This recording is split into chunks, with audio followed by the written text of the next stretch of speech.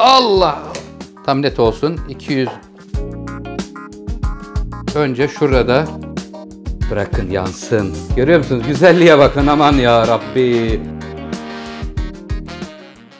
Merhaba sevgili seyircilerim. Mutfağıma hoş geldiniz. Sefalar getirdiniz. Bugün size şöyle güzel mi güzel bir Adana kebap hazırlamak istiyorum. Mutfakta, Oktay Usta'nın mutfağında fırında Adanalar pişerken efendim şöyle güzel tavanın içinde de kendim lavaşlar hazırlayacağım. Güzel mis gibi. Hazır lavaş olunca tadı güzel olmuyor sevgili seyirciler. Kendiniz yaptığınızda 10 puan oluyor böyle. Çok güzel oluyor. Neler varmış efendim hemen Adana kebabımızda. 500 gram orta yağlı kıyma. İmkanı olanlar biraz içine kuyruk yağı çektirebilirsiniz ya da doğrayabilirsiniz. Ben kuyruk yağı şu an için temin edemedim. Ama güzel yağlı yeterli. Allah bereket versin. 500 gram kıyma dedik sevgili seyircilerim. 1 çorba kaşığı pul biber, 1 çorba kaşığı toz kırmızı biber içerisinde, 1 tane soğan, 2 tane kırmızı biber, tuz. Başka bir şey yok. Sonra yanında garnitür olarak mor soğan, sumak maydanoz karışımı ve lavaşlarını da kendimiz yapacağız. 3 su bardağı un, 1 paket instant maya, 1 tatlı kaşığı tuz, un, tuz, su ile bir güzel lavaş hamuru hazırlayacağım. Öncelikle Adana'nın harcını hazırlamak istiyorum. Değerli seyircilerim, hemen şuradan parçalayıcıyı yanıma getireyim. Gel bakalım canım. İsterseniz doğrayabilirsiniz değerli seyircilerim. İsterseniz benim şu anda yapacağım yöntemle yapabilirsiniz. İkisi de uygundur efendim. Evet, şimdi ben işi biraz kolaylaştırmak istiyorum. Teknolojiden de faydalanalım istiyorum değerli seyircilerim. Evet. Allah! Yapma canım benim ya. Adımız da Sakar Aşçı'ya çıkacak diye korkuyorum artık. Tuzları döküyorum filan böyle. Alan darlığından mıdır nedir anlamadım. Oluyor bazen. İnsanlık hali diyelim en iyisini. Evet, şimdi sevgili seyircilerim, bir tane çok büyük olmayan soğanı şöyle irice kesiyorum. İrice kestikten sonra hemen buraya 2 tane kapya biber alayım şöyle. Tamam. Çekirdekleri varsa alıyoruz içinden. Sonra şöyle irice doğruyorum. 2 tane biberimiz var. 1 tane soğanımız var değerli seyircilerim. Hemen bunu şuraya parçalayıcının içine alacağım. Parçalatacağız çünkü. İsterseniz ben sevgiyle, sabırla tahtanın üzerinde ince kıyım, zırh gibi geçerim diyorsanız olur. O zaman tahtanın üzerine doğrayabilirsiniz. Ama hani doğramak istemiyorum diyenleri de düşünerekten bu yöntemi yapıyorum. Bismillahirrahmanirrahim.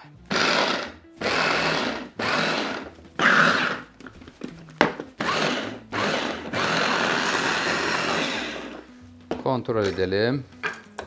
Değerli seyircilerim. Şöyle görebiliyor muyuz arkadaşlar? Görebildik mi? Az daha çekeceğim. Şu anda biraz iri görünüyor. Az daha. Canım benim. Hafiften şöyle sallayın. Köşelerdekiler aşağıya insin. Tamamdır efendim. Allah bereket versin. Kıvamını göreceğiz şimdi. Kırmızı biber, soğan parçalayıcıdan geçirildi. Değerli seyircilerim.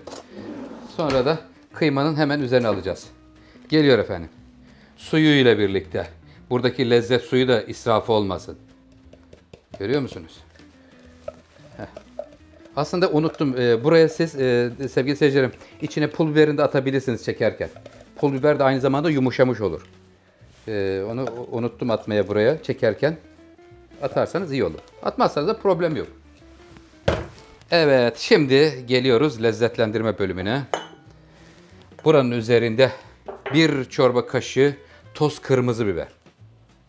Acılı sevenler acılı, tatlı sevenler tatlı koysun. 1 çorba kaşığı pul biber. Evet, hemen tuz geliyor.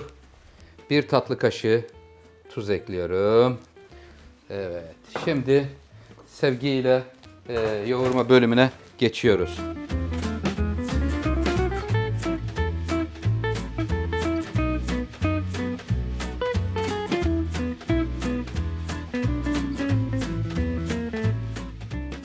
Adanamız hazırlandı. Dolaba koydum. Üzerine streç film sarıp yarım saat orada bekleyecek. Yarım saat olur, bir saat olur. Problem yok. Önemli olan hazırlık olsun. Dolapta beklesin. Şimdi geliyoruz lavaşa. 3 su bardağı un sevgili seyirciler. 1 paket instant maya. 1 tatlı kaşığı tuz. Çok aşırı dolu olmasın.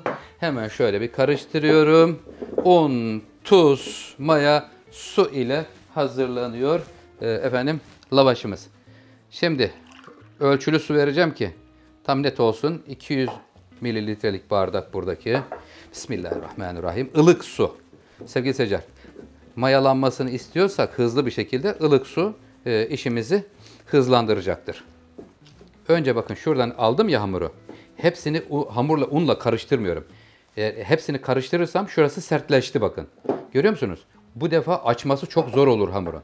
Ondan dolayı kıvamını önce ayarlayıp sonra neticeye gitmek lazım. Bir bardak koymuştum. Bir tane de yarım koyuyorum. Bir buçuk oldu. Şimdi artık yavaş yavaş istediğim şekilde ilerliyor. Tamam.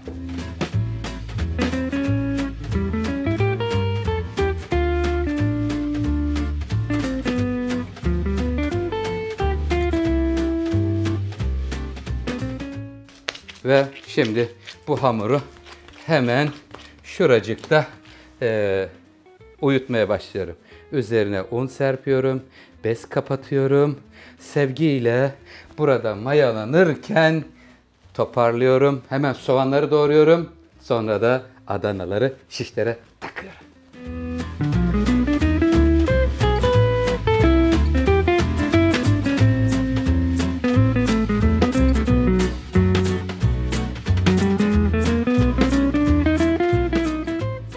Evet, şimdi tahta üzerinde de karıştırabilirim, tabak üzerinde de ama şurada doğradığım yerde karıştırsam daha böyle doğaçlama olacak gibi geliyor bana. Ustalar da öyle yaparlar, böyle tablanın üzerinde yaparlar ya. Ben de aynı şeyi burada yapmak istiyorum. Evet. Soğanım şu anda hazır. Değerli seyircilerim. Gözlerim de yandı ama bırakın yansın. Bu lezzet için yanıyor gözler. Değerli seyircilerim, Rabbim inşallah sizin de sofralarınızda böylesine güzel lezzetler, tatlar olur. Sizler için dua ediyorum. Her vakit dua eden bir kardeşiniz var. Bunu unutmayın. Evet, şu anda gerçekten çok güzel oldu sevgili seyircilerim. Birazdan kendimiz lavaşlarımızla yapacağız. Evet, hemen buradan tabağa alıyorum. Şuraya. Bu biz mutfaklarda buna nizam-pilaz deriz. Bütün hazırlıklar demektir yani. Ön hazırlıkları tamamlamışız demektir. Şu anda lavaş için hamurumuz hazır. Değerli seyircilerim, üzerine bir streç film kapattım. Bekliyor kurumasın diye.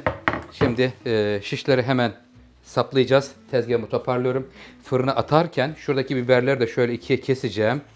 Bu biberleri de Adanalarla birlikte fırına vereceğim ki güzel pişmiş biber de olsun yanında. Oktay Usta gözyaşlarını acaba diye tutamadı.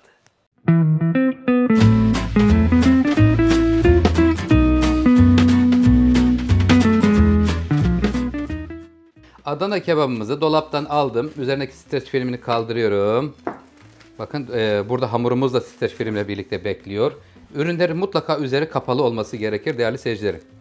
Evet, şimdi şuradan ne kadar büyüklükte? Şöyle bir mandalina büyüklüğünde köftesinden, kıymasından yani kopartıyorum. Sonra şöyle geliyorum, şuradan şişe takıyorum sevgili seyirciler. Bakın önce şöyle bir şeklini veriyoruz. Boy ayarlaması yapıyoruz. Ondan sonra Adanaların şeklini vermeye başlayacağız. Hazır mısınız? Şu yöntemle. Gördünüz mü? İsterseniz bir de bu taraftan da devam edeyim isterseniz. Geliyoruz. Evet, şu anda Adana'mızın şeklini gördük mü? Evet, bu şekilde olacaklar. Bakalım kaç tane çıkacak. Şöyle alayım şuraya. Yumuşacık olmuş sevgili seyircilerim. Gerçekten harcımız son derece güzel, yumuşak. Böyle şekil vermede hiç zorlamıyor. Çatlama falan da olmaz inşallah. Evet bakın şöyle önce avucunuza göre ayarlıyorsunuz. Avucumuza göre ayarladıktan sonra şişi gelip ortadan batırıyoruz. Önce şurada güzel bir boy ayarlaması yapıyoruz. Sonra şekil verirken hafiften bir parmaklarınızı ıslatırsanız işiniz kolay olur.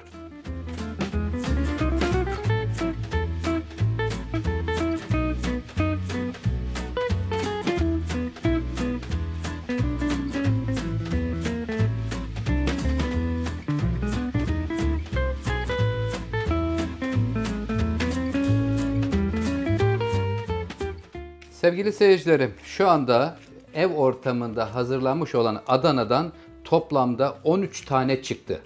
Yani kişi başı 2 tane yenilmiş olsa 6 kişi, bir tane de çocuk olsa gayet güzel, bereketli de oldu. Evet efendim, tüm detaylarıyla paylaşıyorum sizlerle Adana kebabını sevgili seyirciler. Evet, 500 gram kıyma ile hazırladım. Bir tane küçük soğan, 2 tane kapya biber, 1 çorba kaşığı pul biber, 1 çorba kaşığı toz kırmızı biber, 1 tatlı kaşığı tuz ile hazırlandı. Ondan sonra hazır satılan şu yassı şişlere takıyoruz. Önce dolapta bir yarım saat beklettim, dinlendirdim. Evet, güzel yağlı kağıt serilmiş olan fırın tepsisini aldım. Tepsiyi aldıktan sonra şuralarına da biberler koyacağım. Sevgili seyircilerim, biberler de pişmesini istiyorum çünkü. Canlarım benim. Şöyle aralarda bulduğum boşluklara biberleri alıyorum. Şöyle Adanalara da pişmesine engel olmayacak şekilde koymaya çalışalım. Değerli seyircilerim. Evet, fırınımız şu anda bizim 240 derecede hazır bekliyor. Adanalar gelsin, güzel güzel pişireyim diye. Ama ben şimdi hemen önce ne yapacağım? Hamuru bezelere böleceğim. Fırın sıcak hazır bekliyor. 15 dakikada pişer. Adanalar pişerken bir taraftan lavaşları hazırlayacağım. Şimdi tezgahımı toparlıyorum, eldivenlerimi değiştiriyorum. Bakın hamurumuz da yumuşacık, puf puf olmuş. Üzerini streç film ile kapatmıştım. Hatta açayım isterseniz görelim. Görüyor musunuz? Bak, yükselmiş. Bezelere böleceğim. Bunu da 13 taneye bölebilirim. Hem de denk gelmiş olur sayısı da. Az sonra devam ediyoruz.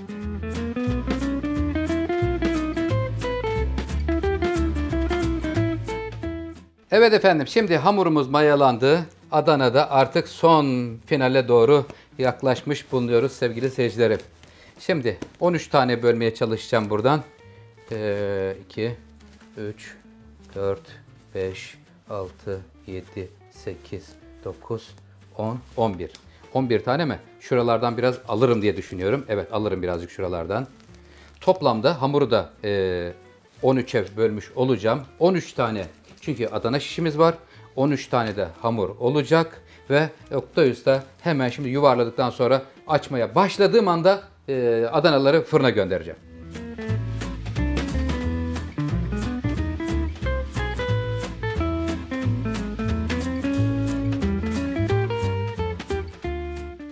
Evet efendim, şu anda 13 tane hamurumuzu bezelere böldüm. Neden 13 tane? Çünkü bizim Adana kebabımızın sayısı 13. Ondan dolayı hamuru da 13'e böldüm. Önce Adana şişlerinizi hazırlayın. Sonra hamurlarınızı bölün ki eksik kalmasın diye söylüyorum. Bismillahirrahmanirrahim. Fırın yolculuğu başlıyor. Evet, Oktay Usta'nın elinde lezzetli bir Adana kebap fırında pişiyor. Fırında, ızgarada, mangalda. Allah ne verdiyse, imkanınız hangine müsaitse onda pişirebilirsiniz. En yüksek ısıda turbo fanını da açtım. Haydi bakalım. Onlar pişerken tavam ısındı. Soğanım hazır. Hamurlarım hazır. İlk bezeyi böldüğümden başlıyorum şuradan. O biraz yumuşamış oluyor. Yani mayalanma başlamış oluyor. Değerli seyircilerim, ondan dolayı söylüyorum. Evet, altına üstüne un serptikten sonra sevgiyle hamurumuzu açıyoruz. Evde lavaş yapıyoruz. Hazır alırsanız olabilir ama ve lakin bu tadı asla yakalayamazsınız. Çünkü kendi evinizde yaptığınız çok lezzetli olur sevgili seyirciler. İsterseniz pişirdikten sonra hafiften de bir tereyağı bile sürebilirsiniz. Seviyorsanız tereyağı da sürün, olur mu? Piştikten sonra incecik açacağım. Çok ince açacağım ki böyle hepsi ince ince olsunlar. Evet.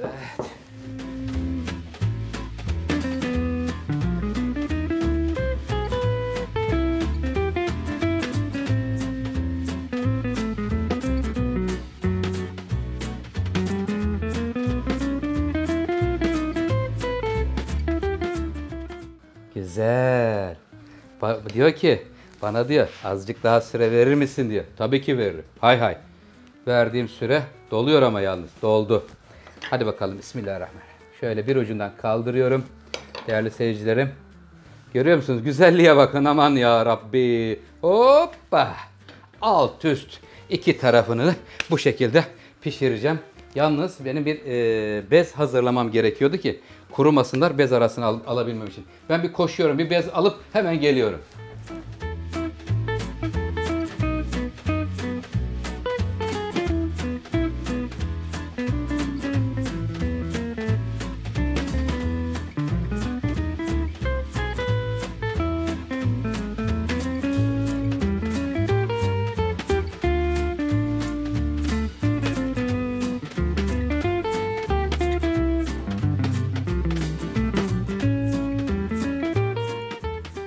Fırından güzel kokular geliyor. Adana kebap geliyor. Biberler bir güzel közlenmişler. Sevgili seyircilerim bakın görüyor musunuz? Şuradaki güzelliğe bakın. Kabukları baloncuk yapmış. Gayet güzel. Evet efendim ev ortamında Adana kebap hazırladı. Oktay Usta sizler için değerli seyircilerim. Hemen şöyle alayım. Evet şimdi kebaplarımızı bir göreceğiz. Bundan bayağı elim yandı. İnce geldi. Çünkü en yüksek ısıyı attığım için. Canım benim sen ne yapıyorsun? O da oradan elimi yaktı. Bir anda ikisi peş peşe yaktılar elimi. Evet efendim şimdi değerli seyircilerim. Evet şöyle lavaş soğanı hazır. Biberler hazır. Lavaşlarımızı da bir görelim mi? Ev yapımı lavaşlarımız da hazır. Evet şu anda bakın yumuşaklığını paylaşayım mı sizlerle? Bakın görüyor musunuz? Yumuşacık sevgili seyircilerim. Pamuk gibi adeta. İşte ev ortamında yapılınca böylesi yumuşacık oluyor. Bakın yumuşak ne kadar yumuşak diye soranlar için şöyle paylaşıyorum. Peki görelim bakın yumuşacık. Ama üzeri kapalı olmasaydı şöyle kapatmasaydık bu şekilde hemen her çıkanı kapatıyoruz ki nemlendiriyor birbirlerini. Efendim şimdi ben hemen bir tezgahımı toparlıyorum. Ondan sonra kebap ve biberi soğanıyla buluşma anı diyoruz.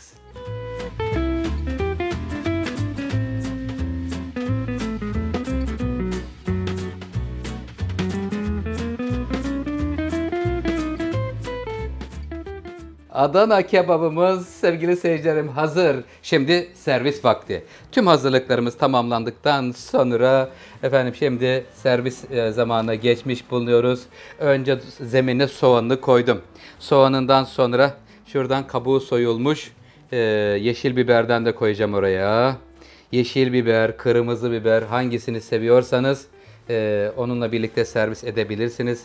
Sevgili seyircilerim şimdi Adana'mız geliyor. Bak geldiği vakit şöyle geliyor ama geliyor yukarıdan üstüne bırakılıyor. Şöyle üzerine bastırılıyor ve sevgiyle geriye doğru çekiyoruz efendim. Çektikten sonra evet kebap şurada burada efendim arada sıkışmış oluyor sevgili seyircilerim. Evet şimdi şu yanları şöyle biraz içeri doğru alacağım ve sonra da kebabımızı sarmaya başlayacağız. Sarıyoruz, sarıyoruz sevgiyle. Kebaplarımızı sarıyoruz. Bir tane daha. Efendim sizler için sevgili seyircilerim soğanı zemine aldım. Ondan sonra buna da kırmızı biber gelsin isterseniz. Evet kırmızı biber geliyor. Değerli seyircilerim. Kırmızı biberden sonra şuraya bir tane Adana çekiyoruz. İsterseniz elinizle çekebilirsiniz şu yöntem ile. Oh çekemedim. Evet o zaman peçeten yardım almak lazım çünkü elim kaydı. Evet şöyle bastırıyorsunuz değerli seyircilerim kendinize doğru çekiyorsunuz. Benim gibi eliniz kayarsa peçeteyle sıkıştırabilirsiniz.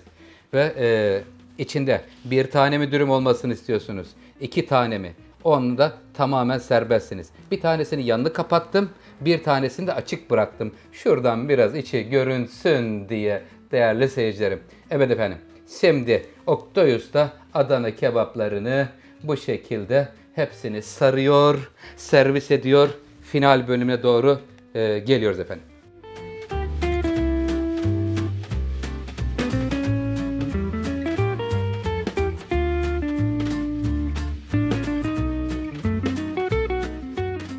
Evet efendim, Adana kebaplarımız hazırlandı değerli seyircilerim. Rabbim öyle güzel nimetler verdi ki efendim son dürümümü de kapatıyorum. Kırmızı soğan, sumak, içinde maydanozla birlikte közlenmiş biber. Şimdi şöyle getiriyorum üstüne bastırıp sonra da hemen şöyle kebabımı çekiyorum değerli seyircilerim. Sonra da sevgi ile güzelce kebabımı sarıyorum. Toplamda tam 13 tane çıktı verdiğim ölçüden. Lavaşıyla, ondan sonra kıymasıyla çok güzel oldu. Şimdi olmazsa olmazı yanında şalgam suyu. Ne de güzel gider. Evet, şalgam suyumuzu da dolduruyoruz.